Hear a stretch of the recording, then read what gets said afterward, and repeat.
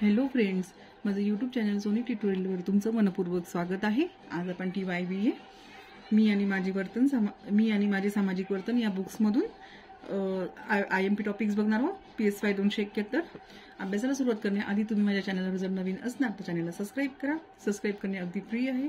तुम्ही सबस्क्राइब केल्याने मला आणखी व्हिडिओ बनवायला प्रोत्साहन मिळेल आणि तुम्हाला सर्वात आधी व्हिडिओचे नोटिफिकेशन मिळेल। व्हिडिओ आवडला तर लाईक शेअर कमेंट करा। जास्तीत जास्त गरजू विद्यार्थ्यांपर्यंत व्हिडिओ शेअर करा। आज आपण लेसन क्रमांक 1 सामाजिक मानसशास्त्र व्याख्या स्वरूप व व्याप्ती या लेसन मधून IMP टॉपिक्स बघणार आहोत। सामाजिक मानसशास्त्राची व्याख्या जी की मी तुम्हाला वाचून दाखवते, तुम्ही मनाच्या भाषेत याचं उत्तर लिहायचं आहे। टॉपिक मोठा होणार आहे पण पूर्ण वाचावं लागेल, त्याच्याशिवाय आपल्याला उत्तर समजणार नाही। सामाजिक मानसशास्त्राची व्याख्या असा जर एक्झामला प्रश्न विचारण्यात आला तर त्याचं उत्तर असं आहे आणि एक्झाम जवळ येत असल्यामुळे आपण अभ्यासाला लवकर सुरुवात केली पाहिजे। तर अनेक सामाजिक मानसशास्त्रज्ञांनी सामाजिक मानसशास्त्राची व्याख्या विविध दृष्टिकोनातून केलेली आढळते। त्यापैकी काही व्याख्या पुढीलप्रमाणे आहेत। 1. मनुष्याच्या सर्व प्रकारच्या सामाजिक वर्तनाशी संबंधित असणाऱ्या सहज प्रवृत्तीचे संशोधन करणारे शास्त्र म्हणजे सामाजिक मानसशास्त्र होय। मॅकडुगल 1908 या व्याख्येत मॅकडुगलने सहज प्रवृत्तीवर भर दिलेला आहे, हे लक्षात ठेवण्यासारखे आहे। 2. शेरीफ 1935 यांनी या शास्त्राची व्याख्या खालीलप्रमाणे केली आहे। सामाजिक उद्दीपक व सामाजिक प्रसंगास अनुकूलन व्यक्तीने केलेले वर्तन व अनुभव याचा अभ्यास म्हणजे सामाजिक मानसशास्त्र। या व्याख्येत सामाजिक मानसशास्त्र हे सामाजिक उद्दीपक व सामाजिक प्रतिक्रिया यांनी बांधलेले आहे। 3. युग 1948 यांच्या मते सामाजिक मानसशास्त्र म्हणजे व्यक्तीच्या सामाजिक संबंधावर विशेष लक्ष देऊन त्याचा समूह सभासद या भूमिकेतून केलेला अभ्यास। या व्याख्येत आपल्याला समूह व व्यक्ती यांच्या आंतरक्रियेतून सामाजिक संबंध निर्माण होतात हे समजते। 4. ऑलपोर्ट 1968 यांच्या मतानुसार सामाजिक मानसशास्त्रात प्रत्येक व्यक्तीचे विचार, भावना व वर्तन यावर इतर व्यक्तींच्या प्रत्यक्ष व अप्रत्यक्ष अस्तित्वामुळे कसा परिणाम होतो हे समजणे व त्याचे स्पष्टीकरण देणे। थोडक्यात याचा विचार करता या व्याख्येत आंतरवैयक्तिक संबंधांना अधिक महत्त्व देण्यात आले आहे। व्यक्तीचा इतरांशी क्षणोक्षणी प्रत्यक्षपणे किंवा अप्रत्यक्षपणे अनेकांशी संबंध येत असतो। याच वेळी तिच्या परिसरात अनेक प्रकारच्या घटना व बदल घडत असतात। या घटनांच्या व बदलाच्या माध्यमातून तिच्या परिसरात अनेक प्रकारच्या घटना व बदल घडत असतात। या घटनांच्या व बदलांच्या माध्यमातून तिला इतर व्यक्तींशी येणाऱ्या संबंधाचा अनुभव मिळत असतो। उदाहरणार्थ, शिक्षक रागीट आहेत हा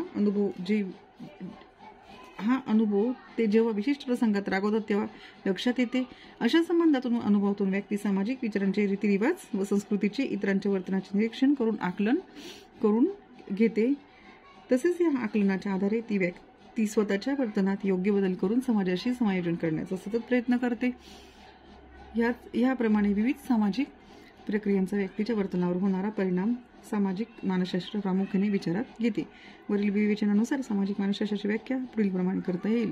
सामाजिक मानसशास्त्रात व्यक्तीच्या सामाजिक वर्तनाचा तिच्या व इतरात घडणाऱ्या आंतरक्रियांचा व्यक्ती व समूह यातील आंतरक्रियांचा तसेच व्यक्तीच्या वर्तनावर परिणाम करणाऱ्या समाजातील सर्व घटकांचा अभ्यास केला जातो। सामाजिक मानसशास्त्राची गेल्या शतकातील वाटचाल। नॉर्मन ट्रिपलने 1897 मध्ये प्रयोगशाळेत प्रयोग करून असे सिद्ध केले की व्यक्ती जेव्हा समूहात कार्य करते तेव्हा तिच्या कार्याचा वेग तेच कार्य ती एकट्याने करताना असणाऱ्या वेगापेक्षाही अधिक असतो। यालाच त्यांनी सामाजिक सुलभता असे म्हटले आहे। यानंतर 11 वर्षांनी अमेरिकेत सामाजिक मानसशास्त्राची 2 पुस्तके अनुक्रमे मॅकडुगल 1908 व रॉस 1908 यांनी प्रकाशित केली। या पुस्तकात सामाजिक वर्तनातील सहज प्रवृत्तीवर अधिक भर दिलेला आढळतो। यानंतर सामाजिक मानसशास्त्राची प्रगती होऊ लागली। 1920 ते 1930 पर्यंत सामाजिक मानसशास्त्राची खूपच प्रगती झाली। यामध्ये ऑलपोर्ट यांचे पुस्तक 1924 मध्ये प्रकाशित झाले। तसेच आणखी 2 व्यक्तीमुळे या कालखंडात सामाजिक मानसशास्त्राच्या प्रगतीस हातभार लागला। त्या व्यक्ती मुझफ्फर शेरीफ व कर्ट लेविन ह्या होत। मुझफ्फर शेरीफने 1935 सामाजिक मानदंडाचे संक्रमण व परिणाम याविषयी अभ्यास केला। कर्ट लेविनने 1935 सामाजिक मानसशास्त्राच्या अभ्यासासाठी प्रायोगिक तंत्राचा पुरस्कार केला। कर्ट लेविनला सामाजिक मानसशास्त्राचे जनक म्हटले जाते। दुसऱ्या महायुद्धानंतर 1945 ते 1950 या काळात सामाजिक मानसशास्त्रात अनेक व्यावहारिक विषय व समस्या अभ्यासल्या गेल्या। यामध्ये समूह वर्तन, पूर्वग्रह, मतप्रचार, अभिवृत्ती, परिवर्तन इत्यादी विषयाचा समावेश होता। 1950 पासून सामाजिक मानसशास्त्राच्या अभ्यासास सैद्धांतिक वळण लागले. लिओन फेस्टिजर 1957 यांनी वर्तन व विचार प्रक्रियेच्या परिवर्तनाची बोधात्मक क्रियेवर परिणाम होतो असा सिद्धांत मांडला. 1960 पासून सामाजिक मानसशास्त्राच्या अभ्यास विषयाचा भर आंतर वैयक्तिक परस्पर प्रक्रियेवर दिला गेला. या अभ्यासातूनच गुण आरोपण एट्रिब्युशन ऑफ ट्रेट्स अंदाज अभ्यासाची सुरुवात झाली. गुण आरोपण अभ्यासात इतरांच्या गुणाविषयी व वर्तनाच्या कारणाविषयी अंदाज बांधणाऱ्या प्रक्रियांचा समावेश केला जातो. 1970 नंतर सामाजिक मानसशास्त्रज्ञांनी व्यावहारिक दृष्टिकोनातून सामाजिक वर्तनावर व समस्या उलगडण्याच्या प्रक्रियावर अधिक भर दिला. यामुळे सामाजिक मानसशास्त्र व्यक्ती जीवनाच्या अधिक जवळ आले. व्यक्तीच्या परिचयाचे व रोजच्या जीवनात घनिष्ठ संबंध असणारे वैद्यकीय उपचार, कायदा, राजनीती इत्यादी विषय सामाजिक मानसशास्त्रीय दृष्टिकोनातून अभ्यासले गेले. 1980 व त्यानंतरच्या वर्षात सामाजिक मानसशास्त्रात उपपत्ती व सिद्धांत निर्मिती आणि व्यावहारिक विषयांचा अभ्यास असे संशोधनाचे 2 प्रकार आढळतात. याप्रमाणे सामाजिक मानसशास्त्राची प्रगती सुरुवातीस मंद गतीने परंतु नंतरच्या काळात शीघ्र गतीने झालेली दिसते.